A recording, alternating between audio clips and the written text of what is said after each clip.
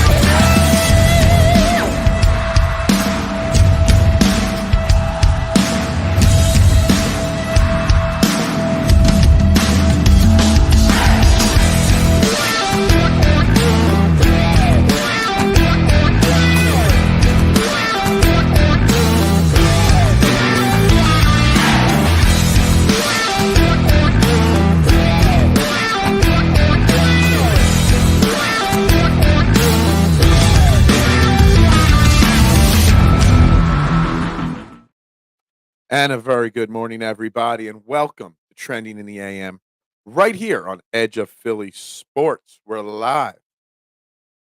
Facebook, YouTube, Twitter, Twitch. You know the drill. Wherever you are watching, hit that like button, share button, subscribe, and follow. Do whatever you can to tell everybody to get in this show. We're wrapping up week one of Trending in the AM on EOP Sports, our new home. And it's been a fantastic week, and this morning is going to be no different. Jam-packed with all the topics you want to talk about. Have your voice heard. This is the only show where your opinions actually matter. I'm your host, Phil Stiefel, every single morning here at Trending in the AM. You can find me on every social media platform that I'm on at Bearded Knowledge. What do we got to talk about today? What does Cody Rhodes say? So, what do you want to talk about? Well, the NFL draft last night, round one happened, and wow, it was a doozy of a first round, and Howie Roseman was able to do nothing but stand pat and land the best cornerback by many accounts in the NFL draft, Quinyon Mitchell. I could not believe that happened last night. The way the draft fell, and we're going to get into details about it throughout the day. Fantastic. Great job. It worked out perfectly. Howie didn't do a great job. It just worked out perfectly for Howie. 2.2 seconds before the draft starts, breaking news. A.J. Brown signs a 3-year extension to stay in Philadelphia and through 2029, becoming the highest paid for now wide receiver in the NFL, in NFL history. God damn. Didn't see that one coming on draft night. Well, I didn't see it coming on draft night 2 years ago when we traded for him. And of course, while we had the draft on this screen, we had the Sixers game going. And Joel Embiid goes out there, puts a 50 burger on the New York Knicks, getting this series back on track, 2-1 down. They win last night, 125-114 over the New York Knickerbockers. And we got stuff to talk about there. In an hour, 9 a.m., Shane Haff will be joining us to give us his expert opinion on the draft, on the Eagles selection of Quinyon Mitchell. But we got lots to get into today. Can we all now put the A.J. Brown train talk to bed now? Oh, my God. The A.J. Brown versus Jalen Hurts debate, the A.J. Brown versus Devonta Smith debate. Oh, my God. Can we just end that? I think we can end that. I think we never needed to get it started. But anyway, if your team let you down in the NFL draft last night, actually, I don't think he can help you with that. But check out Cherry Law Firm if you were hurt at work, in a motor vehicle accident, personal injury, or affected by criminal law. David R. Cherry at the Cherry Law Firm is here to fight for you and get you what you deserve. A dedicated, well-established personal injury law firm built on the promise aiding the seriously injured throughout the state of Pennsylvania. They got offices in Westchester and Media, personal injury lawyers. Give them a call, 610-565-0300, or go to cherryinjurylaw.com and let David Archerry fight for your rights. Let them know EOP sent you. Let them know you heard about them on Trending in the AM. Again, that's 610-565-0300 or cherryinjurylaw.com. So, let's start with the NFL draft. Then we will move into A.J. Brown. Then we'll touch on the Sixers. Then Shane Haff will join us, and we'll wrap it up with more draft talk with him.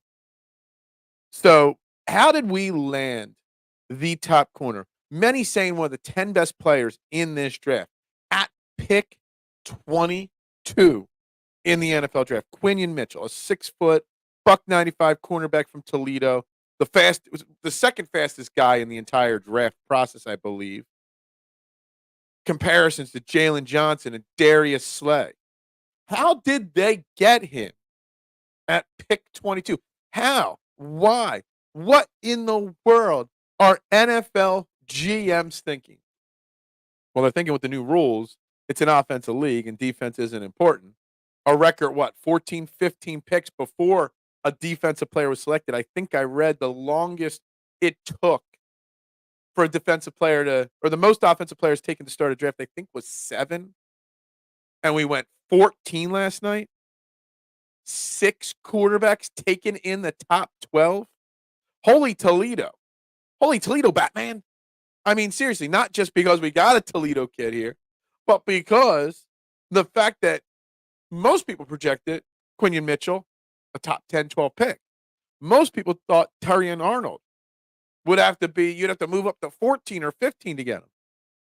When the Eagles selected, every cornerback was on the board, multiple defensive ends, still offensive linemen too.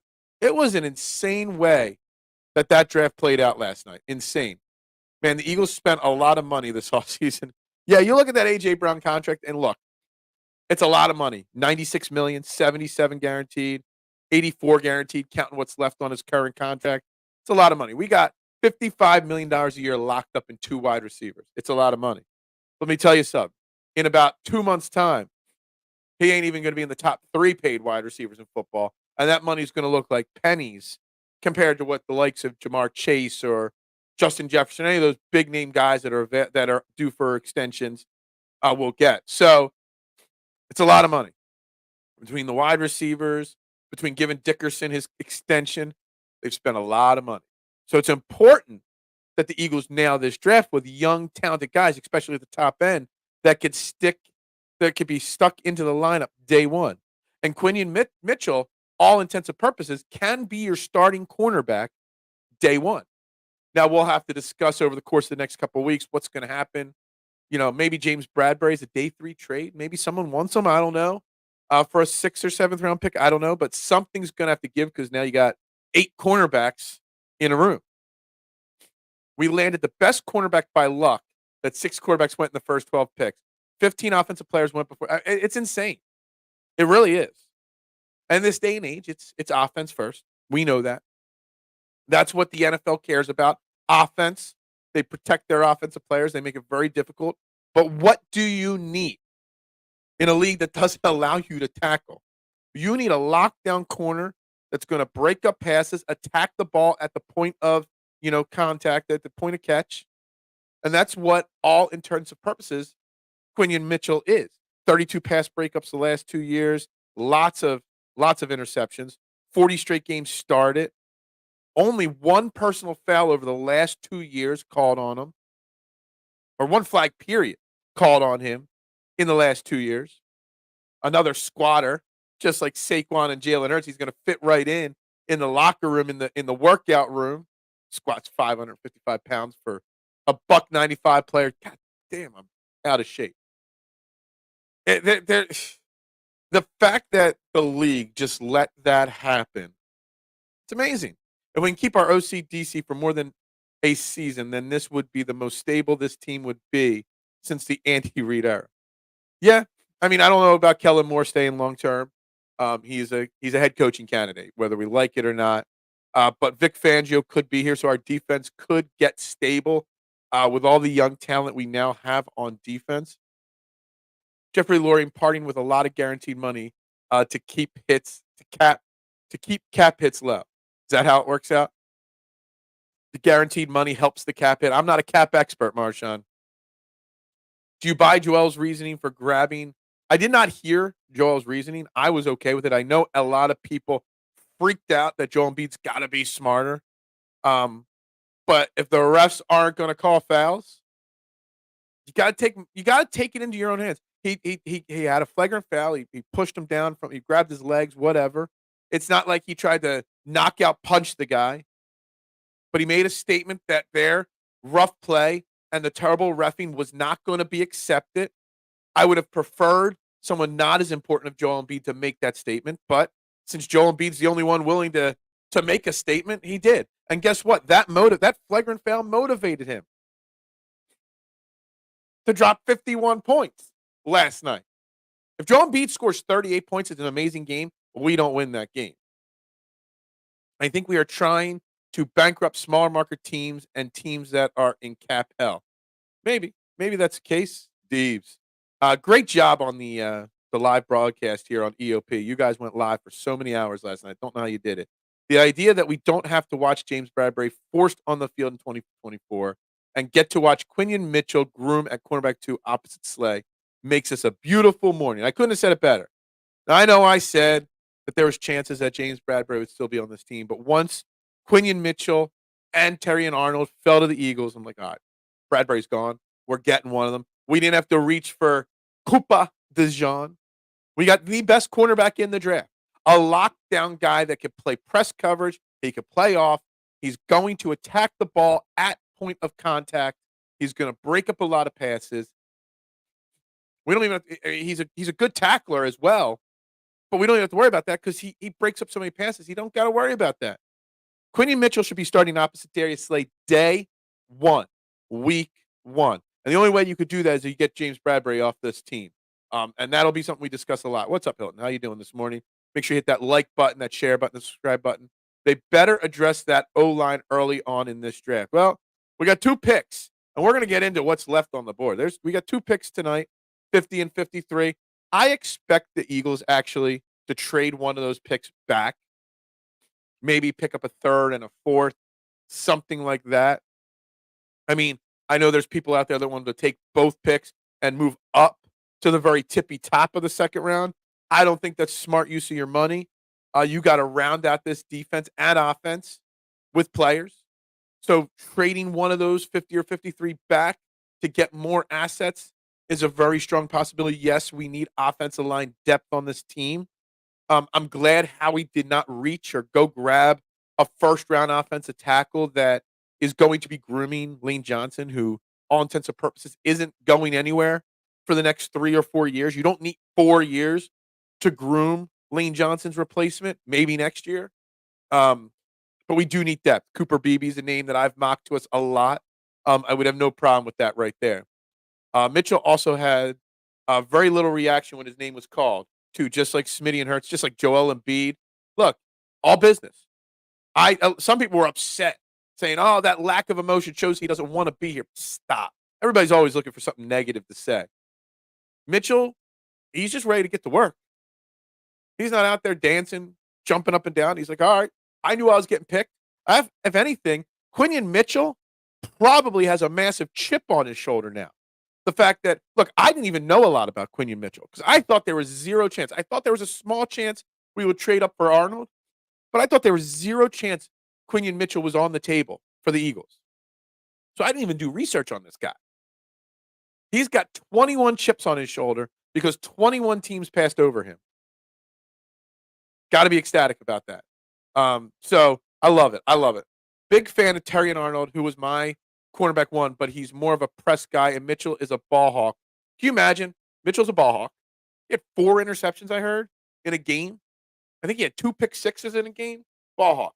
You got him. And Chauncey Gardner-Johnson, another ball hawk, starting in the same secondary together, Thieves. Like, can't believe that. I mean, maybe we won't almost set the record for sacks like we did in 2022. What's the record for most interceptions for a defense? Maybe we'll do that in 2024. Why don't you look? I look. Why are you pissed? Because your Bills traded back, gave up a wide receiver. Yeah, a lot of guaranteed money are paid as signing bonuses. Insane work. Howie Roseman, the GM of the people. I can't believe I had to argue with people yesterday. Howie Roseman is a terrible GM. Was Phil late again? I was on time. Dude, I'm on time every day. I think I've been late twice. And once that was because I spilled an entire cup of coffee on my laptop. Outside of that, in 4 years of podcasting, 2.5 years on the morning show, actually today is the 4-year anniversary of the first podcast I ever recorded. It was post 2020 NFL draft recap. It was when I was with All About the Birds. It was the first that we ever did. 4-year anniversary of my first podcast. God damn, I've come a long way. I'm actually going to go listen to it later today. Embiid also scored 50 points with twisted ankles and the Bell's palsy thing. Like when he was laying on the floor in game 1, staring up at this guy, I'm like, something's not right with this guy. And then you see the eye twitch, and everyone's like, oh, he got poked in the eye, whatever. I gotta get my man Jeff from AAT Sports. He battles it on a regular basis. Bell's palsy is something that never goes away. It's always there. It can always creep up. I mean, the most famous person I know of with Bell's palsy, Jim Ross, good old JR. We got a slobber knocker on here. It never goes away. It'll always come back. You don't like this camera angle? I love this camera angle. I got everything, my desk, everything here. You got both wide receivers signed, hats off. Joel said he grabbed Robinson's leg to prevent Robinson from landing on him, specifically his knee. Well, then maybe he wasn't trying to be malicious. I thought he was trying to make a statement that we ain't going to take this BS from anybody anymore. So he wasn't even trying to send a message. Or maybe he's just saying that just to avoid an extra fine or something like that. Well, James Bradbury does blow. And yes, you were wrong on the wide receivers. Proves how much little you know about the Philadelphia Eagles, TMZ. We got a cornerback 1 without having to get rid of any day 2 picks. I mean, end of the show. End show. Done. We're done. I mean, that's all that matters right now. I mean, it's fantastic. Good morning, fam. What's up, Eric? We drafted the real Mitchie Poo. Salute, Phil, the gate. Yeah, thank you. What is up? All right, your secondary was garbage. Now with Rodgers and Toledo, you're in good shape. We're just gonna call him Toledo. We're gonna call him Cue Ball. With a name like Quinyon, we got a name like that. You gotta call him Cue Ball, right? Build O-line and tight end and edge, and you're going to the bowl. We're going to the bowl no matter what. Quinyon Mitchell is getting us to the Super Bowl. Mitchell initially missed the Eagles' call. I thought he looked more relieved than upset. He's got 22 chips on his shoulder. You have an army of scout to pick guy 12 would have picked. What? We're going to get into the rest of the draft here. I thought we would get DeJean because I thought Mitchell and Arnold would have been gone. Yeah, I thought Cooper DeJean was going to be the guy. Maybe they would have traded up to like 14 or 16 to get Arnold. But the fact that 14, 15 offensive players went in a row, 6 quarterbacks in the top 12. God damn, NFL GMs are stupid. Working on an in-depth video of Mitchell right now. Good. We'll look forward to that right here on EOP. And we'll be doing a live day 2-3 mock this afternoon on the channel. And I'm sure you guys are going live on the channel tonight as well for night 2 picks. Quinyon Mitchell with great coaching and going up against AJ and Smitty every day. Talk about, damn right. Mitchell picking off passes against those powerhouse MAC offenses. There is that concern. There is the concern that he really did not face anybody. There is the knock that he played at Toledo. I think he played Iowa and Iowa State, and that was about it. He did impress in the Senior Bowl. He did run the second fastest combine time, 4.3340, which is an overrated stat in my opinion, but good stat for a cornerback. A lot of straight line running as a quarterback. There is that slight concern that his level of competition wasn't elite. Buffalo got a lot of picks for dropping back, and they still got a great player. Nothing to feel bad about. Howie Roseman out here looking for the final boss. Yeah, he's going to walk out tonight in his Versace rock shirt. Great day, Mitchie Poo. What is up, my man? Great job on your show yesterday at 5:15. Our media got Embiid out here looking like Attitude JR. That's right. The camera angle make you look like a lawyer giving advice. Well, that's what I'm doing. I'm just here listening to you, and then I'm giving you advice on what you guys think, telling you whether you're right or not. Joel can't get shock therapy for the face. Man. Central Michigan, Eastern Michigan, forget. Yeah, exactly. That's why I wanted Arnold because he played stiffer competition. I get that, Duck. And Howie has a lot in the last 3 or 4 years. I always tip my cap to Ed Kratz, who is the one that called out Howie for never drafting Alabama or Georgia players. And then he goes on a run of only drafting Alabama and Georgia players for a couple years. I do prefer players that have played in the bigger moments, the bigger games, and whatnot. Um, but the raw talent is there for Quinyon Mitchell. He's got Darius Slay to groom him. He's got Vic Fangio, one of the best defensive coordinators in the game. He's going to go up against Smitty and Brown every day in practice. I'm not super concerned. When we reached to get Jalen Reagor, I was super concerned. There's not like because there were things in his book that made you concerned. When some other guys that we've reached for from smaller schools, I've been concerned. I'm a little less concerned about Quinyon Mitchell based off of the raw skill set that he possesses. It was hard to tell because I was producing the draft, but Embiid looked like a child not leading. He dropped 51 points with a case of Bell's palsy and a bad knee. He might have said after the game that he didn't mean to do what he did, flagrant, but I actually loved the flagrant foul. If anything, I would have made it a harder foul. If you're going to take a flagrant one, get your money's worth. Somebody had to send a statement to the Knicks and the refs and the NBA that we are not going to let you push us over physically and metaphorically. So he actually had a I actually had the Sixers game on the big screen and the draft on the laptop, and I was listening to the draft show on my cell phone. I was triple teaming it there, plus Twitter last night. He has a good rack score too. Yeah, I didn't even know what the rack score was. I won't lie. Till this year, I had to Google search it, raw athletic, score or whatever it is. He is. Quinyon Mitchell, I have no concerns about the Toledo aspect of it. None whatsoever. You can still scout Toledo. He is very good. Yes, I agree. Who's going to have more interceptions, Mitchell, CJ, or Dak Cheese? It's going to be a battle between. I bet you Mitchell and Chauncey are already texted. Who's going to let's place a bet? Well, no, let's not talk about betting and football. That would be a bad thing to do. Did you hear what Nick Saban said about Mitchell? He was trying to recruit him at Bama, but couldn't get him out of Toledo. Yeah, didn't that sound a little like tampering? Steve, did Nick Saban admit to tampering in college? I don't know.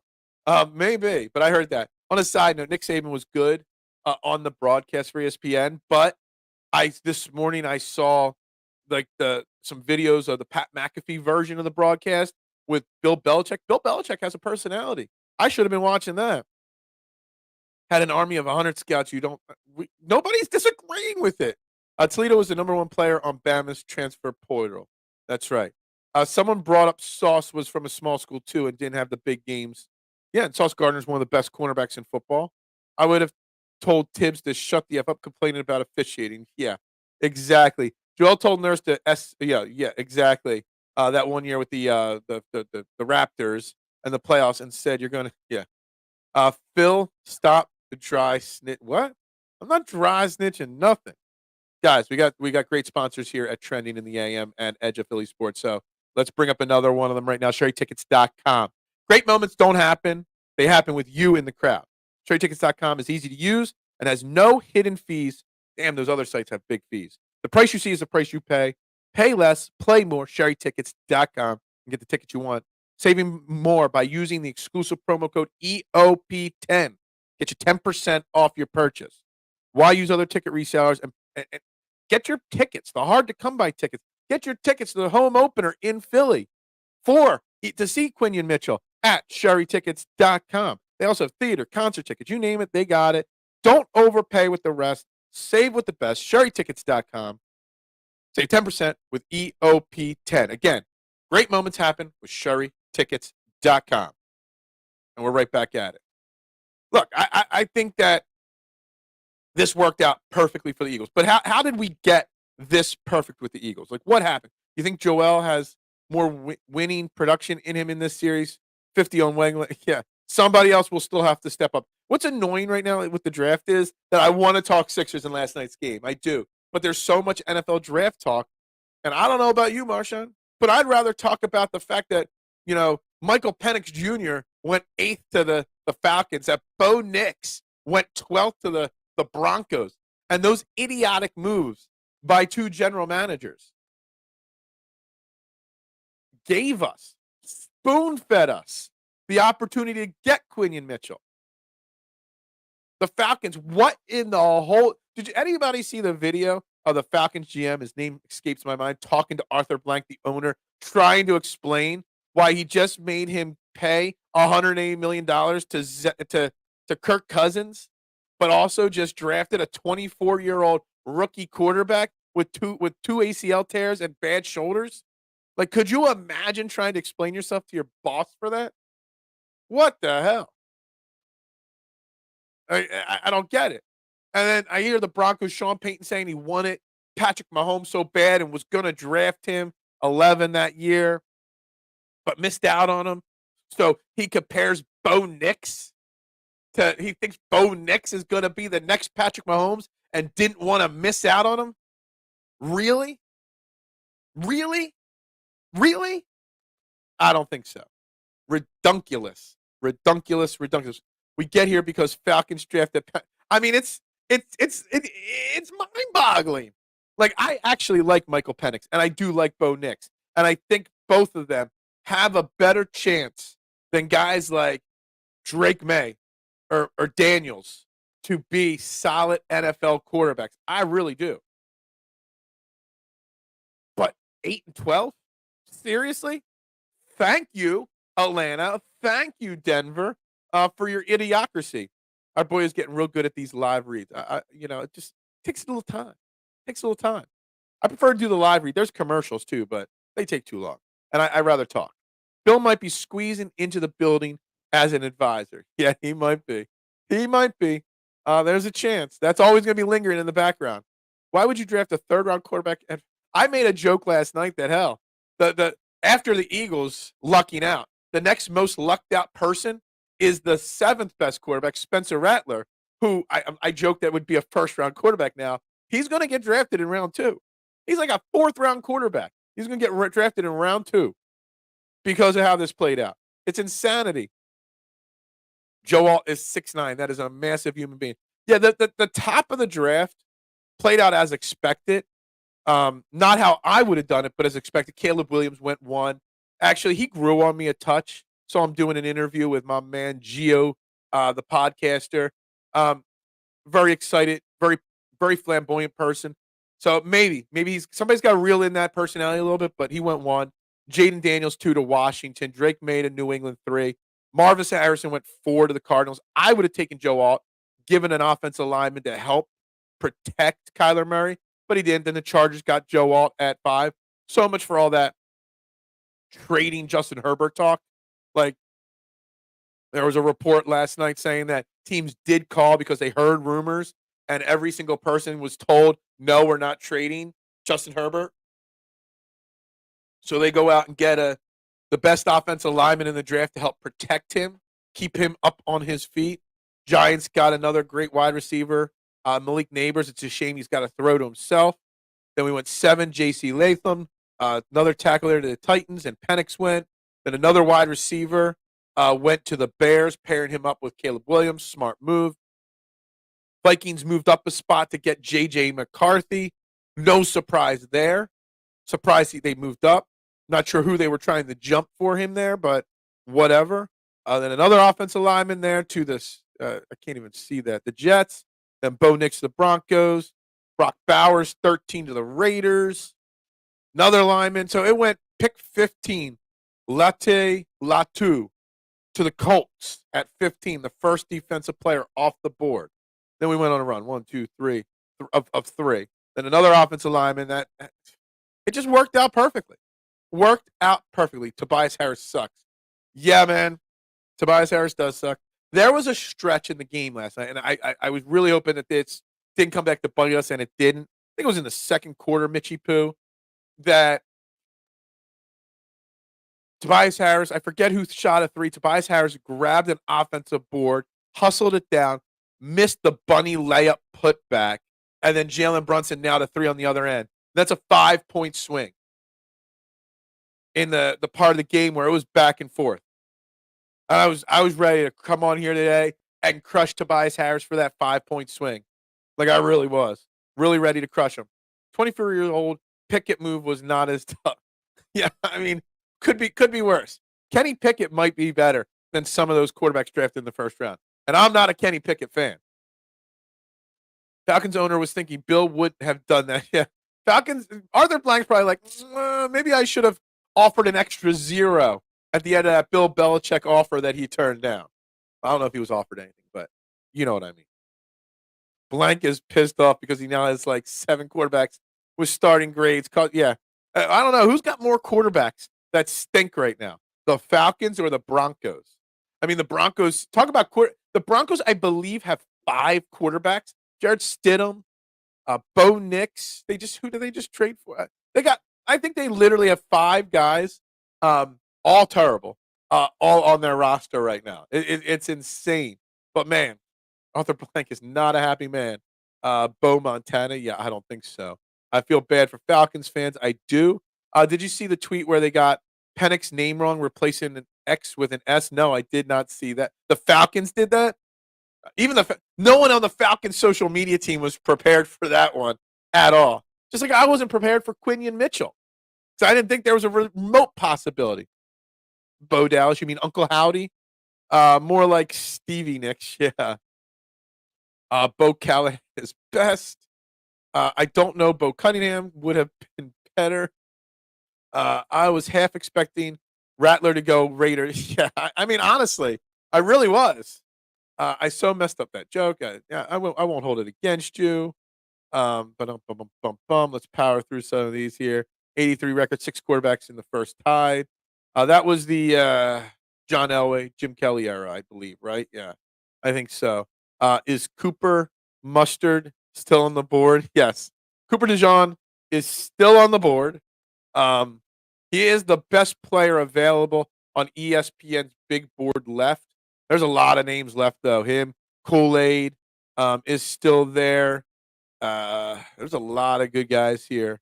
Hell, Jackson Powers Johnson. He must have fallen down people's boards. He's like 20th best available on. There's still a chance that he's the offensive lineman the Eagles grab in the second or third round, the way this is shaking out. Hell, why not trade both? Move up and get Koopa.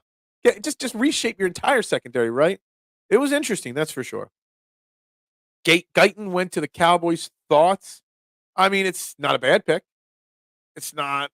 Let me see who went right after him. That's I think more of a question right there. They trade it back first off, but getting a tackle from Oklahoma, that's good.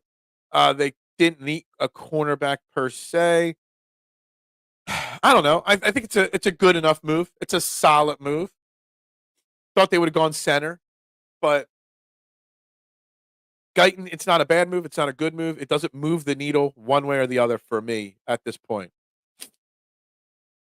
The Lions trading up for Terrion Arnold was amazing. Him and Brian Branch are going to be a problem during next year. Absolutely agree. I was texting with Jason, my man from Fairway to Heaven last night. He lives up in Detroit. He's a lifelong Lions fan. I said, look, 2 years in a row, like strong, elite. Whatever his name, I forget his name off the top of my head. The Lions GM has had 2 straight perfect night ones of the NFL draft. Like straight, you can't complain about anything going on in Detroit.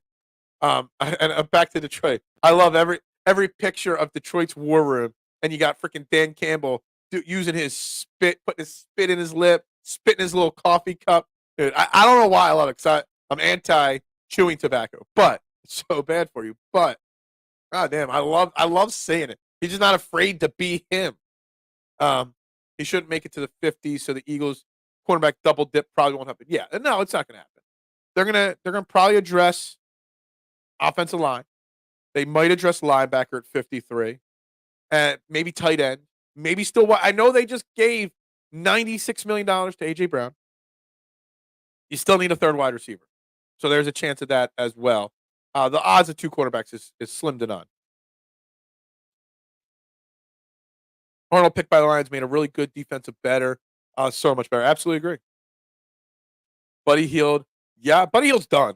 Like how you could, I don't know how you based off of the way Campaign played last night. We needed somebody to step up on the bench.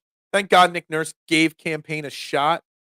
Buddy Hield probably won't see the game in Game 4, floor in Game 4, especially if Melton plays. Melton Dress did not get on the court.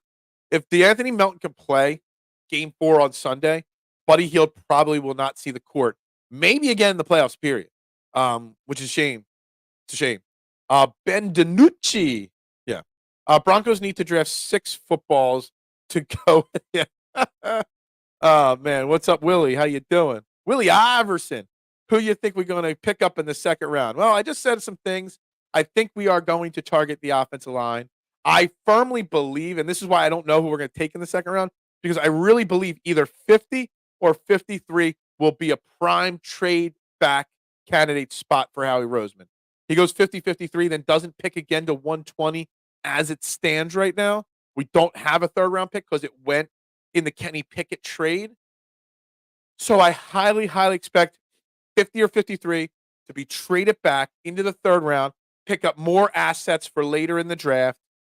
That's what I think. I think they're looking offensive line, and I think they're looking linebacker. He's already shocked the world by taking a first-round quarterback. Don't be shocked if he takes a second-round linebacker. So it's offensive line and linebacker tonight. They should be the picks. Which ones, I don't know. Man, if Jackson Powers Johnson continues to fall, maybe they get him. Maybe they get the first or second best center in the draft later in the second round, and then you can keep Cam Jurgens. It's a scenario where I think it would play really well. Then Steen can be your depth on the line. Man, it'd be very interesting if it played out that way. Falcons didn't tell Cousins about Penix's pick. I don't think Arthur knew there was a coup in this organization. Don't piss off, Arthur Blank. He'll just fire you. He don't care. What will the GDs? I don't know. TMC, why are you? Exactly. Jackson Powers Johnson at 50, and then Junior Colson at 53. Let's make it a beautiful watch party. Deebs, you don't think there's a chance of a trade back there? I really do. People carried away by Detroit and their over dramatics in their war room. Terrion, good pick, and Quinyon Mitchell, better pick. Yeah, look, it's great. I have nothing negative to say. I love the Terrion Mitchell or the Detroit war room excitement. I love Dan Campbell is exactly the same, but the complete opposite of Nick Sirianni. Dan Campbell wears his emotions on his sleeve just like Nick Sirianni. He just does it differently than Nick Sirianni does it in one style. Dan Campbell's more of a right in your face, loudmouth guy. Like he's doing chest bumps with people, doing spit. He's probably got a bottle of vodka somewhere. Like I love Dan Campbell. I love his personality. And Detroit is shaping up to be, I don't know what's going to happen with the 49ers big picture because of the Brock Purdy situation. And with the fact that they're trying to trade Debo and Ayuk right now, which is pure insanity. And they drafted a first-round wide receiver, which says one of those guys is going to be gone soon. But, man, there's a scenario in 2 years where the NFC is run through Detroit and Philly, not San Francisco and Philly or Dallas or anything like that. Detroit and Philly are primed over the next 3 years to be the top 2 teams in the NFC. And hell, when I do my first power rankings, post-draft NFL top 10 power rankings, I'm going to be hard-pressed to not put the Lions and Eagles in the top 5, which is very interesting. Detroit moving up for Arnold made it appear that Terrion better prospect. Maybe, no. I don't agree with that much, Jonathan. It just, the Detroit didn't expect him to fall. The Eagles didn't expect to have the choice between Mitchell and Arnold. The fact that they had the option to pick either, that was what was shocking. These guys, I think Detroit moving up more speaks volumes of how they're like, well, if everybody else is going to be an idiot, let's trade up and get the best player left on the board.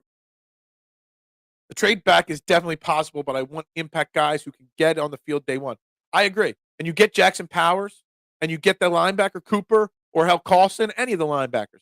50-53, dude, all 3 of them will be starting week 1. Our first 3 players, if the scenario you put out there plays out, Steves, all 3 top picks will be starting day 1 in Philadelphia. In Brazil.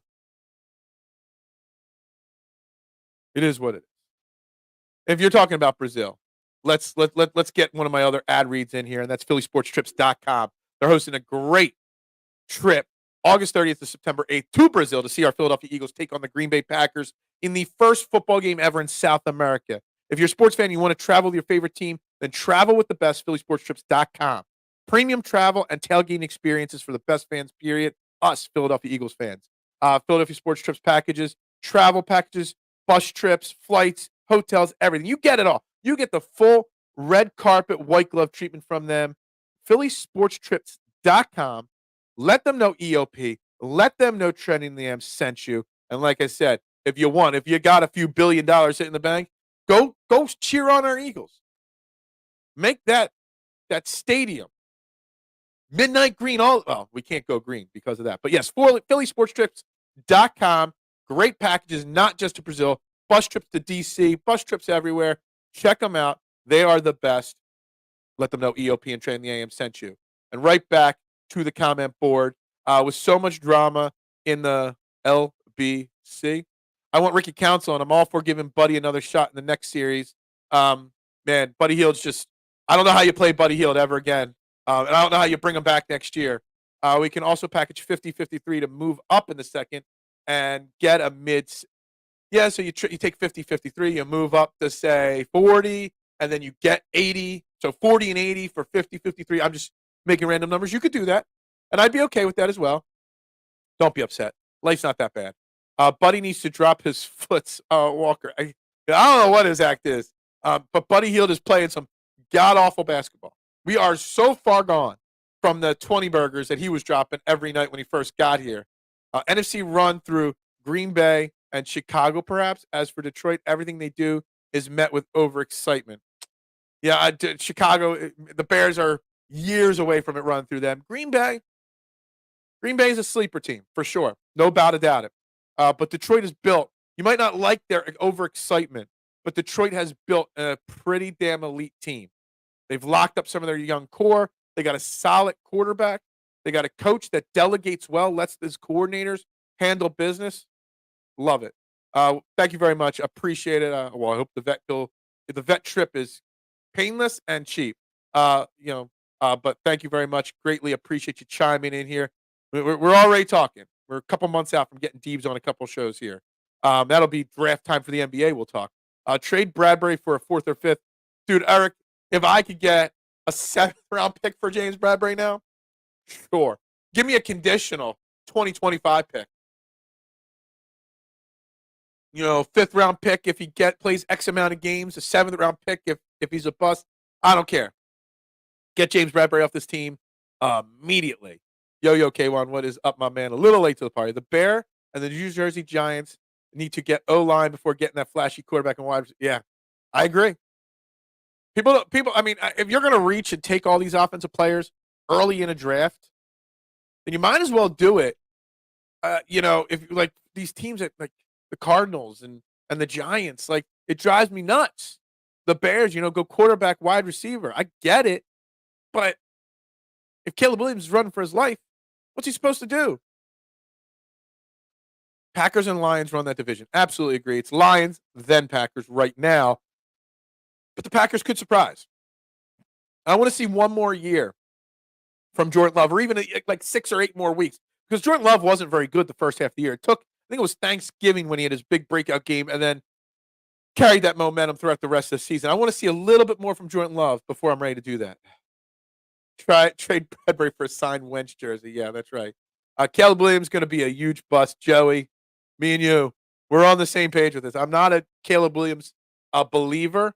I think at best he's Trevor Lawrence, which Trevor Lawrence was a number 1 overall pick, and he had huge height, and now he's just a good quarterback in Jacksonville. Caleb Williams' the ceiling is a good quarterback, and the fact that he's in a poorly run organization like Chicago tells me he's more likely to fail than succeed. As Clyde Frazier would say, the Knicks played matador defense in the 3rd quarter, but the crying from Knicks fans is 49ers-esque. Let me tell you something. I am, and this is a Sixers topic here, disappointed in Sixers Nation. Yes, I know that most people will say, well, why didn't you go? The fact that there were so many Knicks fans at the game last night. There was way too many Knicks fans. And the noise from Knicks Nation at the Sixers game. What the hell? Ridiculous. Redunculous.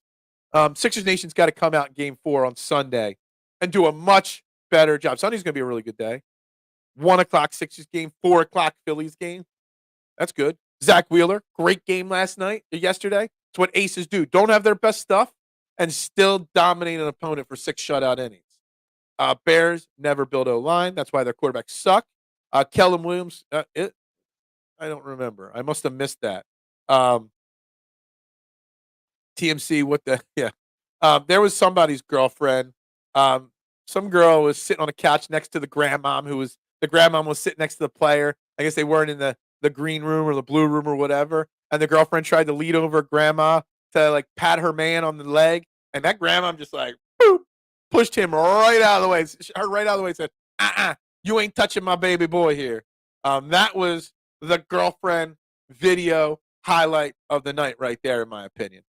That or was it Brock Bowers sitting on his couch and his girl, they looked like they were just like zoned out in there. Are those Knicks fans? I said this on Twitter last night, Marshawn. A lot of Nova fans, Fugazi Nova fans, cheering on the Knicks. They live on the main line. They're Sixers fans all year long. But because we got 3 Nova alum on the Knicks, we're going to trade our Sixers jerseys in for Knicks jerseys. Get that BS Fugazi attitude out of here. Nova Nation, dead to me. Knicks refs missed the team bus. I hope so. I hope so. Caleb Girl is a smoke show. I must have missed her. I will have to look her up after the show. We probably pick up a receiver, that corner from Alabama, and we could still get a surprise like a quarterback. I don't think we're getting any quarterbacks in this draft. I think we're pretty good and set. We got 4 on the roster. I'm not worried about that, but I still think a wide receiver is a possibility, especially in round 2, late in round 2. If they trade back into round 3, it's a very strong possibility. And even if they don't, round 4 or 5, it's a possibility for sure. We still need a linebacker. I wouldn't mind a defensive tackle or an edge rusher. Howie's work is not done at all. I highly expect Howie to be extremely active tonight. Trading up, trading back, whatever it may be. DiVincenzo was going to fight Embiid. Good. Embiid would drop him like 4th period French. All right? Mrs. Boulafert. Yeah, I didn't take French, but I remember the French teacher. Powers Johnson would seem to be the Giants' obvious choice. I want the Eagles to get Mike Sanders since they didn't get Cooper DeJean. Well, they still could get Cooper DeJean. They're not going to trade up to get him, but they could. Jackson, what's Jackson Powers Johnson's deal? Like, a lot of people had him early, like the Eagles would have to trade up to get him. Now ESPN, their big boards, got him 20th best available. He's been falling down draft boards massively. So I don't know where he goes. I'm not sure. Bears are like the Bills. When they terrible, as they don't build team, which is boring. In Howie, I trust. That's right. Yeah, and I got to battle people like Maddie B yesterday saying Howie's a fraud. Get out of there. Perfect. Howie didn't do anything special. Let's be honest right here. Howie Roseman did absolutely nothing special during the draft. The only thing special he did was giving A.J. Brown that near $100 million extension yesterday. Quinyon Mitchell was the NFL giving him a gift. Other GMs are like, we're tired of you scamming us in trades and whatever. We're just going to give you the best player and leave us alone for a little while. Like, Howie did nothing. Howie just sat there and like, another quarterback, another lineman, oh my God, look at how this draft board. That's why I said he had all these scenarios laid out. I bet you Howie had 10 scenarios laid out last night. And I bet you not one of them involved Quinyon Mitchell falling to 22 to the Eagles. I bet you he did not foresee that at all happening. I heard somebody reported that Quinyon Mitchell was their number 1 player on their board. They just didn't think he was going to happen. James, linebacker would be great. He's already shocked us by getting the top cornerback in the draft. Why not get the top linebacker in the draft too? Just do it. Let's just remake the defense. I'll admit I was wrong. I didn't think it would happen, but let's remake the defense. Watch Howie trade for Jaguars star defensive end who asked out. Yeah, I could see. I could see a trade happening. I don't know if that's maybe, maybe. Only draft hype to sell seats. Yeah. Tonight we get a linebacker. I hope we do. Will we? I don't know, but I hope we do. Again, Howie is going to be very, very active in my opinion. I don't think there has been a linebacker taken yet, has there? Where is this? The end of the draft, wide receiver, quarterback. Yeah, there has not been a linebacker taken in this draft yet. Goes to show. We talked about this months ago. The value of linebackers is turning into the linebackers is becoming the new running back in the NFL. It really is. Center isn't a sexy pick, but the Eagles know better. If JPJ is at 50, run to the phone. Joey, 1,000%. I know we want linebacker. If Jackson Powers Johnson is available at 50, you make that play. You put Steen back at right guard, or Juergens back at right guard. You got Steen as a flex guy that can bounce around the line. You're set. Your offensive line is set for the next 5 years. You do that in a heartbeat. Knicks fans are crying about the non-calls and at the same time saying Sixers are choke artists in game 2. The worst fan. The Knicks suck. The fans suck. Matty B hates everything. Matty B is a curmudgeon. Straight up. That's what happens when you hit 50. You know, I'm pretty sure he just celebrated his 50th birthday. You become a curmudgeon. According to Knicks fans, Embiid should have been ejected. Got every whistle, ignored Hartenstein rib shot. Yeah, it should. Yeah, they complained about us complaining. But yeah, then the tides change one game and we're the worst. They were complaining even when they were getting the calls in game 1 and 2. Howie knew when to hold him and knows when to fold him. That ability to not want to pull a trigger faster. Howie's elite. But we'll just leave it at that. Everyone be like, trade up, trade up, trade up. I was sitting there thinking, all these guys are falling. Like, all these guys are falling. Like, Howie had to trade up. I was sitting there at 12, 13, 14, just waiting for the announcement of a trade up. And it just kept not happening. I'm like, holy crap. Like when is this going to happen? And it didn't. And he just fell in his lap. Howie did nothing special last night. We can literally say Howie Roseman got lucky last night. And sometimes it's better to be lucky than not. I mean, like he didn't have to trade 53 to get Quinyon Mitchell. Like, I love it. Exactly. Holy Toledo beard, man. I mean, seriously. Howie is just going to go best player. You think he's going to stay at 50 and 53 and just take best available? There's going to be so many good players at 50, 53. It could happen. Jonah Ellis, pardon me for not knowing who that is, because my draft knowledge after a certain number of players is no bueno. I'm looking. I don't see him on their big board top 20. So I don't know who that is. I don't even see him on the top 30 available right now. So don't know who he is, Joey Matty, but okay. You could tell by the comment in that Eagles box that they were very satisfied. Absolutely. There was no like high fiving and fist pumping. They were like, I think they were in a state of shock, just like we were. I really think they were in a state of shock last night that it felt like that. And Howie, we bust stop. You're just jealous.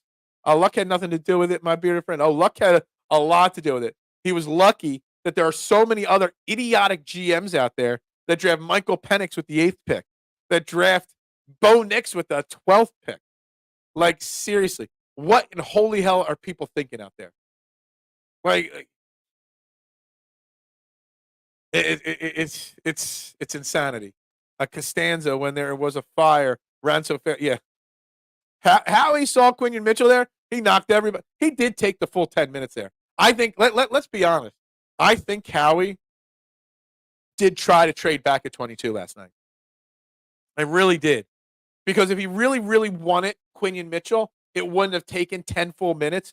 I think he's like, I want Quinyon Mitchell, but if somebody's willing to give me something and wants this pick, we would consider trading back. I really think he did listen to calls for pick 22 last night. I really did. But you got to weigh the value of Quinyon Mitchell at 22 and what you were getting in return for pick 22. I think he valued that, what Quinyon Mitchell brings to the table. Ellis with 53.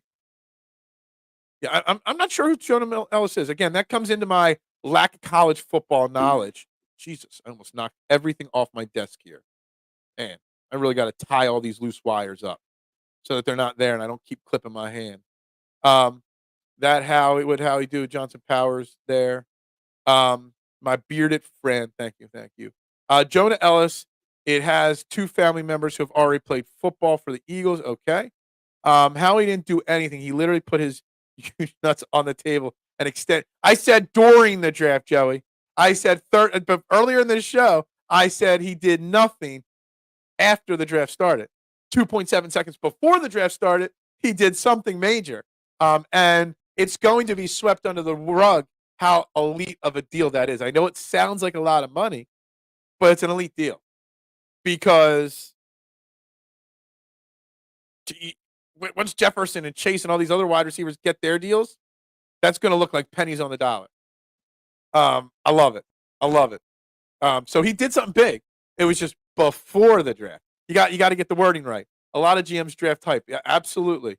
Playoff basketball. If you're scared, go to church. If you're hurt, put icy hot on that thing. That's right. That's right. Utah State defensive end. Okay, we do need a defensive end. There's no doubt about it. Rodgers just needs 10 minutes to limp to the podium. Yeah, I noticed Roger was limping a little bit last night. He's getting old, but he was limping up there a little bit last night. The boos for him weren't as loud either. Thinking same thing that Howie looked for a trade back and get Mitchell still. Yeah, I think he really pondered trading back. That's why he took the full 10 minutes there. I haven't heard any rumors yet. I haven't heard him talk yet on it, but we'll see what he has to say. But I think trading back was a distinct possibility there for him. Hey, he's a bad Mountain Howie. I believe putting nuts on table is a serious yeah. Respect the Howitzers' massive sack. Christian Ellis is now with the Pats, but played in Philly, and Noah Ellis, who's defensive tackle. Okay. He just had. Oh, did he? Okay, I didn't know that. Who is teaching Goodell all these handshakes? This man aces all the dads. He does. He does, man. I think for some reason, like I think he's like that guy, and like this might be a little TMI or a little insensitive, but I think he's like that guy that does not have one black friend, but he goes around telling everybody he's cool because the way he high fives and handshakes them all on draft night. Oh, they're my friends. Goodell's just one of those guys. I can't believe they didn't boo him louder last night throughout the night. But yeah, man, he nails all the handshakes. He loves it. I think Junior Colson is a possibility, but not a big one. It's a good job setting the market. Yeah, Colson, Cooper, Jackson Powers Johnson. If we get two of those three tonight, I'd be a very, very happy man. If we get a defensive end, I'd be happy. I need center, linebacker, defensive end, or offensive line, linebacker, defensive end. They're the three positions I'm targeting with 50-53. If I could trade back and pick up a couple extra picks in round 3 and 4, I would do that as well. But yeah, Goodell is starting to look like a granddad. It's hard to boo your granddad. Okay. Camp Group Grandpa. Jordan called him Uncle Roger. I, I, oh man, that was the highlight of the night. Jordan Mailata, from wherever he was around the world, living his best life, announcing the Eagles pick and saying, "Thanks, Uncle Roger." In his act, "Thanks, Uncle Roger." Yeah, that was a really bad voice. Not my best impersonation. When he called him Uncle Roger, I literally stopped everything I was doing to laugh on that one. That was great. Is that Luther Ellis's nephew? Maybe. I don't know. The league is demanding how he gets sack reduction. Wow. We are rolling off the table here with the jokes. We got one final sponsor today. We're waiting for Shane Haff will be joining us here shortly. But make sure you check out Edge of Philly Sports live from the Streetlight Kitchen and Bar in Drexel Hill, PA at the Drexel Brook Events Center on Saturday, May 11th at 2:30. Throughout the entire Phillies game, they're going to be hosting pregame, postgame live. They're giving away free Phillies ticket. Meet the people behind the microphone, live and in person. Maybe if I could squeeze it, I might even jump out there to check it out. Again, Fight and Final, pre- and post-game show, May 11th, Saturday, 2:30 at the Drexel Brook Event Center, Streetlight Kitchen and Bar. Check them out and come get a chance. All you got to do is show up, and you might win 2 free Phillies tickets. So go check them out, the Streetlight Kitchen and Bar. Let's get a couple more comments in here as we wait for Shane, who is probably just waking up right now because, he was up till 4 in the morning here. All he needed was more MSG. Yeah. I wish someday my tip jar's open on Twitter at Bearded Knowledge. Since we can't do super chats here on Facebook, you can do star tips and you can tip me on Venmo on Twitter if you'd like to. Stay in your lane, Norm. Yeah, that was a bad, in my mind, I accidentally said something and it sounded right. Then I tried to do it and it didn't sound right. That was a terrible impression. My best impersonation is the $1 Million Man. Outside of that, I don't have very many good impersonations. Hopefully the days of taking someone from Kenshaw State in round 2 are gone. Well, he did take somebody from Toledo in round 1, so that is the only negative. But yeah, I got you. What is up, little G? How you doing? Let's go. Yeah, edge, linebacker, Georgia, Alabama. Yeah, gotcha, my man. K1, that, my friend, was the comment of the day. Yeah, stay in my lane, my man. I'll be here all week. Well, the week's over. This is the end. We're wrapping up week. I can't believe, I spent 2 weeks of no shows, and I was itching to get back on the mic, get started with Edge of Philly Sports here. And the week's already over. 1 week down. Man, love it. Love to see it. If we take a wide receiver, who do you want? Let me look at the big board here. Let me see. Wide receivers are left. Top on the board, Mitchell, Polk, Troy Franklin. People say he's going to be a bust. I don't know. None of these wide receivers really scream elite, but, it depends on where you get them. Some of these guys are going to go off the board really fast tonight. So I don't know if it's a matter of who we get. It's getting good value at the pick that we get them at. Again, and you're watching Trending in the AM right here on Philadelphia. That's the third day in a row. Let's just edit that out. Again, you guys are watching Trending in the AM right here on Edge of Philly Sports. Make sure you guys do me a favor. Hit that like button, share button, subscribe button, wherever you're watching. I'm guaranteeing there's not enough likes on this video. So make sure you hit that like button, share it out, tell a friend. Later today when you're at Wawa online, make sure you go tell a friend to check out Edge of Philly Sports. Check out Trending in the AM, the only morning show where your opinions actually matter. And I'm Phil Stiefel, your host every single morning here, which is another 30 minutes. We are going to wrap these comments up here and get to our special guest. Not feeling Cam Jurgens at center at the best line. Maybe. We will see. All right, guys. Firing through these here. Joining me on the I Have No Sponsor hotline, even though I still have 4 sponsors to read off. We are just going to fire through and like those comments there. Bell's Palsy, yeah, exactly. Joining me, we got the great Shane Haff, Chalk Talk, Edge of Philly, everything out there. Good morning, Shane. Are you actually awake this morning? I am. I had to get up at 7 o'clock my time. The kids have a field trip today for school. My wife's out of town, so it was a crazy morning. Had to drop the kids off at school early, which they hate, but dropped them off early, and we're here to talk some NFL draft, man. Man, first and foremost, fantastic job that you and Deebs and Henry, Dave, Ryan all did last night. How many hours was that show finally last night?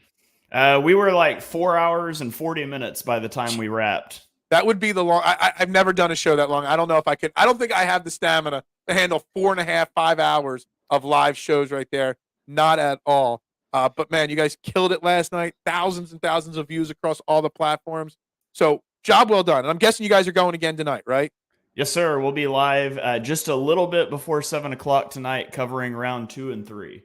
Excellent Which, stuff. if memory serves, takes about as long as round 1, maybe a little longer. So, hey Jay, what is up? Go Birds. That is right. Hey Phil, we got the guy I wanted and didn't have to trade up. Yes. So Jameson puts in a perfect comment right here to get it off. Somehow magically the NFL draft, Shane, fell perfectly in the Eagles' lap. I said it earlier this morning that Howie Roseman actually did nothing successfully last night in the draft because literally he got lucky that everybody else ahead of him made some bad calls, and Quinyon Mitchell just fell right in our lap. What is your first initial reaction when you heard Roger Goodell or Jordan Mailata say Quinyon Mitchell? What did you think to yourself?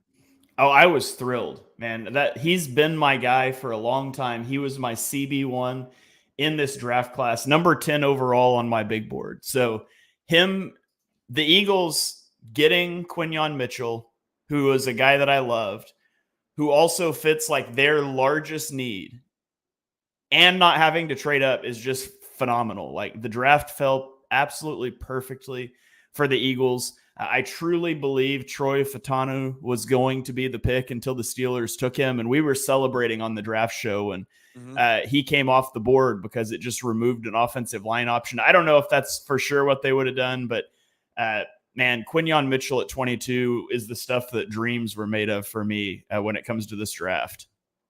On tape, like the measurables and who Quinyon Mitchell is, 6 foot, 195, fast. I mean, he has on paper all the tools to be an elite cornerback. The one knock that we've only ever read on him is one thing, and that's that he played at Toledo and maybe didn't face stiff enough competition.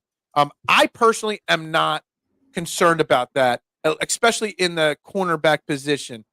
Is there anything negative you could say about Quinyon Mitchell that maybe temper our expectations for what his expectations should be? Yeah, I mean, there's weaknesses for every player. I would say he's not the best tackler against like running backs. He kind of dips his head and dives at legs at times. He's a little slow to like flip his hips and turn to run. And I think that stems from his aggressiveness and just knowing he's got makeup speed. So, I mean, obviously he's making the jump from the MAC to the NFL. And so he's going to have to figure that out a little bit. You got Devonta Smith that you're trying to cover in practice, and he's going to eat that cushion up a little faster maybe than MAC receivers would. But and then he's also really inexperienced in press coverage. That's just not something Toledo did. That doesn't mean he can't do it. Toledo just didn't do it, but the Eagles also don't really do it. So I thought he was a great scheme fit. And honestly, his biggest question mark to me is totally mitigated by the way the Eagles play defense.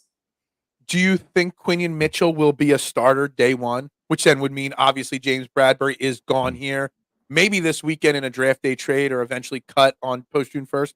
Is he the starter day one opposite Slay? He should be. Okay. Will he be? I don't know. It depends a lot on how training camp goes. Fangio's defense is kind of complex. So, I could see him being eased in over time, but it can't be for Bradbury. Like, if he's not a starter week one, it has to be because Isaiah Rodgers is starting outside and Avonte Maddox is starting in the slot for 12 snaps until he gets hurt again. And then you probably get Quinyon Mitchell on the field. But I swear, if James Bradbury takes one snap over Quinyon Mitchell, every coach on the Eagles staff should be fired. Yeah, I'm not. There's nothing I can counter that with. That is 100% accurate. I mentioned it randomly, and I didn't even think about it before the show. It was kind of something that I just kind of popped into my head mid-show today. Howie did take the full 10 minutes. You would have thought Quinyon Mitchell falls to him at 22, he'd be running up to hand that card in. Do you think because there were so many not great, but really, really good prospects left on the board at 22 defensively, Arnold was still there. Everybody wanted Cooper DeJean. You still had some linemen. There's a lot of talent on the board at 22.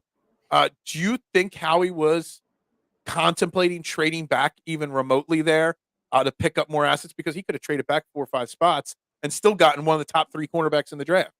Yeah, I do. I think that was on the table.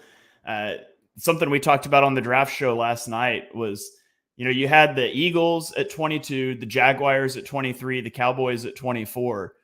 And something we mentioned on the show was the Eagles potentially trading back 2 spots with the Cowboys because the Cowboys were going offensive line. It was going to be Tyler Guyton or it was going to be Graham Barton. And the Jaguars, there was a really good feeling they were pretty well locked into Brian Thomas Jr. So there was the thought that the Eagles could do what the Cowboys did a couple years ago when they traded back 2 spots with the Eagles. The Eagles came up and took Devonta Smith. The Cowboys took Micah Parsons. I thought maybe they might be looking to move back somewhere in that range and they could still have their choice of corners. And ultimately, the offer wasn't there or maybe they just decided it wasn't worth it to try to get cute with it. But I wouldn't have hated that. The trade would have been a good value, but also who you're getting versus getting Mitchell had to be calculated into that valuation there. And maybe they just didn't think that the gain from dropping back wasn't worth passing up on someone as elite potentially as Mitchell. Before we get to what the Eagles might do tonight and the best players and whatnot, obviously we got lucky because of how the first 21 picks, we can just say how the first 14, 15 picks went. in the draft. I think, Shane, the first 4 or 5 picks went as expected. The 3 quarterbacks, Alt and Harrison, off the board in the top 5. That was, I think that was the first time ever that every mock draft expert got the first 5 picks probably right. But then the craziness started with pick 8 and the Atlanta Falcons taking Michael Penix, who I actually like as a prospect, just not at 8, not when you give Kirk Cousins. Like, obviously, that's got to be the biggest shock that happened in the early part of the first round, right? Oh, absolutely. When that one, I can't fathom paying Kirk Cousins what they paid him and then drafting Michael Penix Jr. And then it comes out that Kirk Cousins didn't even know this was an option until they called him while they were on the clock and said they're doing this. You have Kirk Cousins' agent releasing a statement saying that they're shocked. Just egregious mismanagement by the Falcons. Didn't the Falcons social media team misspell his name too? I don't know on that. Somebody else commented, said that their tweet announcing the pick spelled his name wrong because nobody expected it.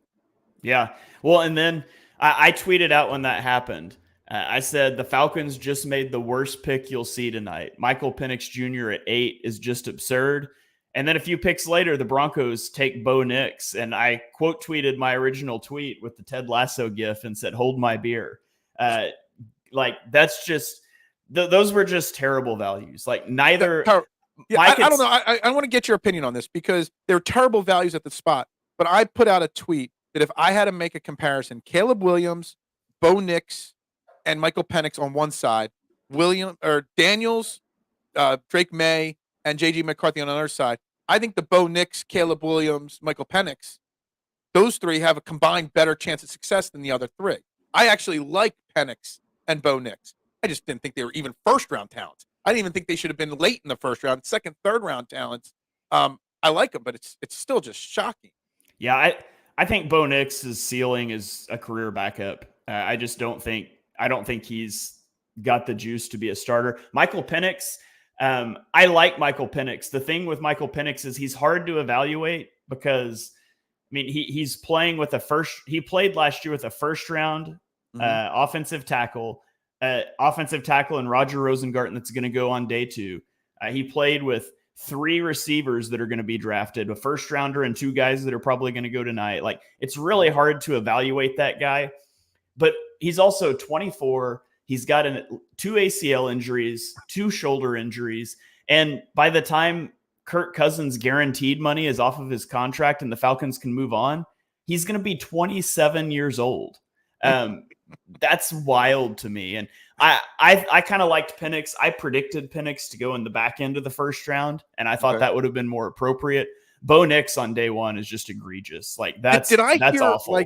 Did I hear like a comment or a interview that Sean Payton is comparing him to Patrick Mahomes? Like his love of Bo Nix is the same he felt about Patrick Mahomes when he almost drafted him a few years back.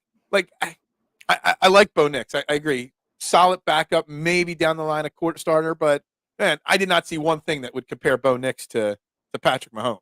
Yeah, absolutely zero. But see, Sean Payton, he got the first part right, and the first part is after a guy becomes a surefire Hall of Famer, you're like, yeah, I was definitely drafting that guy, and he went 1 pick before me. That's what all the GMs do. Yeah.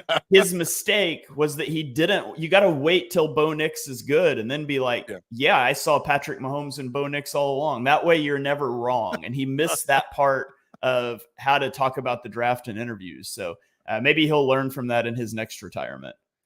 Any other of these picks, like in the top 15, 20, really surprise you?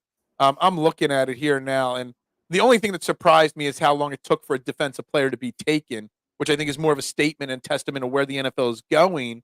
But do any of these linemen or wide receivers go, you think, or do you think teams made any other mistakes outside of the obvious Falcons and Broncos mistakes? Let me scroll down through here.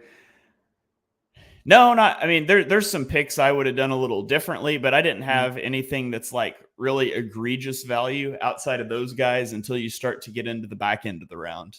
Yeah. Do you think that all the offensive players taken to start is just going to be something that happens more regularly now? Like with all the new rules that are going throughout the NFL, it's going to become more and more heavy offense as your main targets early in a draft, right? Yeah, I don't think it's necessarily a new trend. I think it's the way this draft class fell. I was surprised that corners fell as far as they did, but Mm. it was a deep wide receiver class. It was a deep offensive line class. So I wasn't surprised to see a lot of those guys go. And the surefire edge rusher had some major medical red flags in Latu. So I wasn't necessarily surprised to see defense fall. It went a little further than I thought it would. I don't think it's necessarily a trend going forward, but I guess we'll see that over time. All right, guys, you're watching Trending in the AM right here on EOP. We got Shane Haff joining. We're recapping round one, and we're also going to start talking round 2, 3 tonight of the NFL draft. And for the Philadelphia Eagles, Eagles have picked 50 and 53 tonight. There are a lot of names that Eagles fans and Eagles reporters have been mocking to the Eagles in the first round, let alone in the second round, still on the board. Shane, you put your Howie Roseman cap on. You pretend to be Howie Roseman. What is your game plan right now as you're getting set? What, about 10 hours before the draft picks back up tonight? Yeah, I would like for the draft to fall to me. I don't really want to trade up. Mm-hmm. And in an ideal world, I would like to trade back out of one of those picks because the Eagles pick at 50 and 53, and they don't pick again until 120. Mm-hmm. They've got several fifth-round picks. I would like to see maybe you give up one of those picks to get back into the third round, or maybe you combine some of those fifth-round picks to get up into the third round. But I don't think you want that large of a gap between your picks. So again, I'm not very good at valuing draft picks and trades and stuff like that. Just use pick 50 for an example. What's the value of pick 50? What's the max you can expect to get trading back for pick 50? Maybe, I don't know, if you traded back from pick 50, say into the 70s, you could probably pick up a fourth round pick as well, which the Eagles don't 70 and a 120 type pick. Yeah, which the Eagles don't necessarily need more picks. I would just like to see them into that round 3 range as well. So maybe you pick, maybe you send 50 for like a high third and a fourth rounder next year or something like that. Maybe you combine several of those fifth round picks with, to move up, something like that. But it is just a large gap. And that's one of the reasons I was hesitant on a trade up last night is, if you traded one of those second round picks to get up, then you just got a huge gap there. Right. Is there any scenario that you see playing out where 50 and 53 are packaged, or 53 and 120 is packaged to move up in the second round? Because I'm with you. I'm staying pat, or I'm trading one to trade back. But there are a lot of big name players that could help this team immediately on the board still. So if Howie wants one of them, is there a scenario where he's trading those picks to move up and just less is more this year? Yeah, that would be tough. 50 and 120, I don't think would get you up very far. It might get you up like to 45, 44 range, I would imagine. Okay. And 50 and 53 to get up to like 33, I think would be too much. So I don't see a trade up happening unless it's just a couple picks. Okay. But how he's going to be working the phones, and if there's a deal to be made, he'll be the guy that makes it. Okay, so Eagles stay at 50, 53. There's a lot of names out there that Eagles Nation really wants and has wanted for a while. In my dream scenario at this point, based off of who is available, if they fall, I would be taking and I'd be wanting the center Jackson Powers Johnson and one of the linebackers, whether it's Cooper, whether it's Carlson. And I've toyed with who I think is the best linebacker for literally 2 months now, and I've changed my opinion. What would be your dream scenario if they stayed at 50, 53? What picks, what players, or even what positions do you want them to target most right now? Yeah, so some guys I would love that I just don't think will be there is Jackson Powers Johnson. I think I thought he would go back into the first. I don't think he'll make it to 50.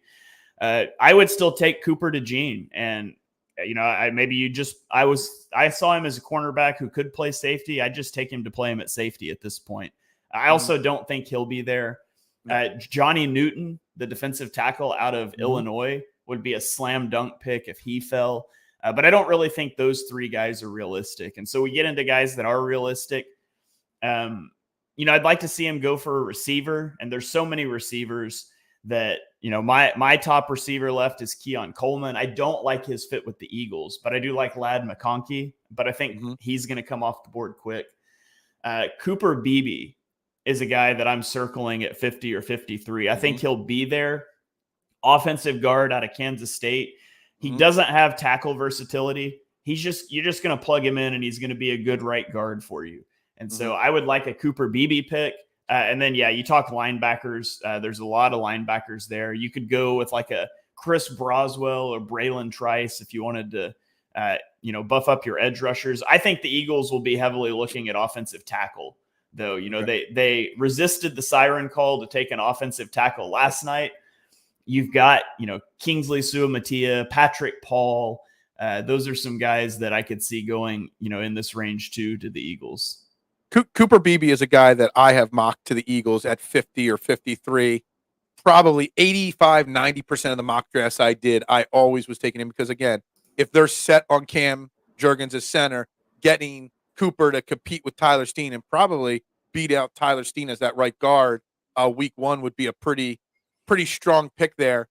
You mentioned wide receiver, and I think a lot of Eagles Nation is off the idea of an early wide receiver in round 2 or 4 or whatever because of the crazy breaking news before the draft started of the A.J. Brown extension. And I don't think the A.J. Brown extension has anything to do with the Eagles in the draft with wide receiver because you still need a slot wide receiver. You still need a third guy, no offense to Paris Campbell or, Devontae Parker. They're not number 3 wide receivers at this point of their careers. Realistically speaking, that A.J. Brown deal just had to shock you that it happened. Like, I almost hate that it happened because it meant one, King, Howard was accurate in one of his tweets earlier this week, but it was a pretty shocking move that happened right before the draft. Yeah, that news broke while we were on our pre-draft show, so we reacted to that one live. It was kind of crazy, but I don't think that precludes the Eagles from taking a receiver at all. Like, right. If anything, you see what the receiver market has done this offseason and how expensive these guys got. Wouldn't you love to have a cheap number 3 has solid upside for the next 4 years? And I think there's certainly guys that fit that bill. If you want a slot guy, you could look at like Roman Wilson, Malachi Corley out of Western Kentucky would be a really fun, manufactured touch guy in the Kellen Moore offense. So there's certainly a plethora of receivers that the Eagles will have a chance at if they want to take the plunge there. Is there a scenario? And I saw Jameson's comment here about the linebackers, Trotter, Colston, McCaffrey, and I was thinking we keep thinking about trading back from 50 or 53 because of that gap from 53 to 120. Pick wise, maybe there's a scenario where they take 120 and some future picks and move back up into the 3rd round, get 2 elite prospects that are going to start day 1 in 50 and 53, and then move back up to get one of these linebackers. Say maybe they go center or guard and wide receiver at 50 and 53, and then they trade back up to get the 3rd best linebacker or 4th best linebacker in the draft. Maybe that's a scenario that plays out tonight.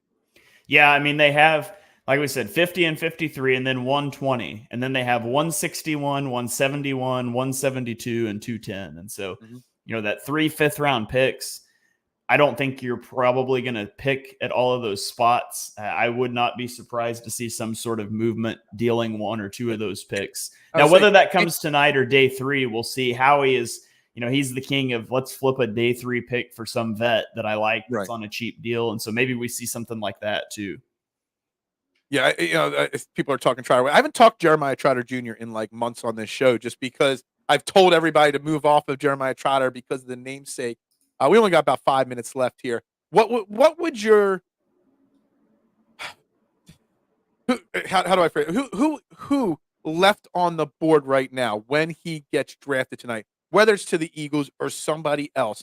We talked about it on Twitter. Everybody's talking about the great value the Eagles got at 22 with Quinyon Mitchell. Is there somebody left on the board that a team, a podcaster tomorrow is going to go live and be like, damn, that team got amazing value getting this player at this spot of the 2nd round? I think it's Johnny Newton. Johnny Newton was my number 1 defensive tackle. He was because I was putting him ahead of Byron Murphy all process long as well. Yeah, he was number 19 on my big board. Byron Murphy was 23, so I had him pretty close. Yeah. The consensus big board also had him really close. Newton was 19, Murphy was 20. So, experts were really split on those two guys, but Newton is just, he's such a good pass rusher. He was the Big Ten Defensive Player of the Year in 2023. He's got a lot of versatility. You could play him as a 3 technique. You could play him as a 4-eye, which makes him a fit in even or odd fronts. He's a really high-level athlete, really good as a pass rusher. He is undersized for a typical NFL defensive tackle, and he's got shorter arms, and so he has a hard time handling double teams. But if you could pair him with like a bigger run-stuffing defensive tackle, Eagles, he'd be great to put out there as a pass rusher from the interior. I think the league is catching up to how important interior pass rush is. The Eagles have been there for years. They were paying Fletcher Cox back in the day, right? Mm-hmm. But the league is starting to figure out there's a lot of things that you can do to mitigate edge pressure. You can chip with the tight ends. You can, do these quick release throws, all that stuff. When you just get blown up on the interior at the snap, there's nothing you can do. I mean, we talked about for years, Tom Brady, what's his weakness? Quick interior pressure. That's not a weakness. That's no quarterback, no offense in the NFL can function when you're pressured quickly off the interior. That's just what people said about Brady because they couldn't find anything else. And so Johnny Newton, I think he's going to be the steal of the second round for whoever takes him. And to be honest, I would be kind of shocked if he makes it out of the top 5 picks tonight. I'm so surprised that you didn't say Cooper DeJean because everybody's been so high on him for the Eagles for so long. I'm glad you went, went a different route with the answer there. Do you see? I mean, there was a lot of rumors of a lot of players around the NFL getting traded during round 1 of the draft. Elite guys, San Francisco with Ayuk. There was a slight rumbling here or there. Patrick Surtain. Is there anybody else left out there, or any value in trading one of those players in round 2 or 3 versus in round 1? Yeah, if you were going to try to trade one of those guys, you would obviously prefer picks this year. Yeah. Now, the problem is sometimes teams want to try to draft a wide receiver and before it doesn't work, like the Bills. The Bills probably wanted to draft a receiver. And actually, I don't have a clue what the Bills were doing, to be honest, but that's a whole different story. Yeah. But say the Bills. We could talk about winners or losers if we had another 35 minutes to go on this show. Yeah. Say the Bills want a wide receiver and they're sitting there with pick 33. I would be on the phone with the 49ers saying, hey, I'll send you pick 33 for Brandon Ayuk. You drafted Ricky Pearsall last night. Mm-hmm. Ayuk has asked for a trade. Let's do a deal here. And maybe you can get a deal like that done. I think there's a chance the 49ers will trade Ayuk. I don't think the other guy is T. Higgins. I don't think the Bengals are trading T. Higgins. Trey Hendrickson, also from the Bengals. I think they pretty well said, we're not trading these guys. We're pushing our chips in and trying to win a Super Bowl. But Brandon Ayuk could potentially be on the move. But if it doesn't happen before the draft starts tonight, I don't think it'll happen, until later on, because I can't imagine they would trade Ayuk much later than pick 33. And there they would only do it if there's a guy they really like. So it'd be interesting to see where they go, because I think that's the chip that could potentially fall. Yeah. Bruce, thanks for the question. Hopefully hit that like and share and subscribe button. Devonta's as good as AJ, but AJ's just a little bit better. That contract that AJ Brown got, and I know we got to wrap this up here, but that contract, fair value, in your opinion? 3 years, $96 million extension, up to 84 guaranteed now over the course of the 2 contracts combined? Yeah, I think so. I mean, he's such a good player. He's good. such a yeah. He's. I think you need a better adjective for him to describe him than good. Elite. Yes. How about that? He's a top 5 receiver in the NFL, and we've seen what those contracts did this offseason. And so you look at his contract extension, and it's big. And what people don't realize, I think, in reacting to that, because people are like, through 2029, he's going to be like 31 years old. Did we extend him too early? Mm-hmm. The whole thing was he had a massive cap hit looming on the horizon, and this allowed them to push that cap hit out as well. So it's a big contract, and they're going to have to pay for it later. But in the short term, it actually helps them quite a lot with cap space. Awesome. Well, Shane, I know you got a busy day ahead of you. One quick final question. How quickly after this draft ends will you start your prep for the 2025 NFL draft? Because you, my man, know more about college prospects than anybody that I've seen out there. It'll be a bit for me. I'm gonna go touch some grass after the draft is over. Maybe read a book, play some video games. I generally, this is the longest I've ever followed a draft class. Normally, I watch college football like casually, but being so locked into the NFL on Thursday night and Sunday and Monday night, I try not to watch football all day Saturday for the family and the kids' sake. And so I casually watch, especially OU. And then really like as the playoffs are winding down, I start grinding college tape.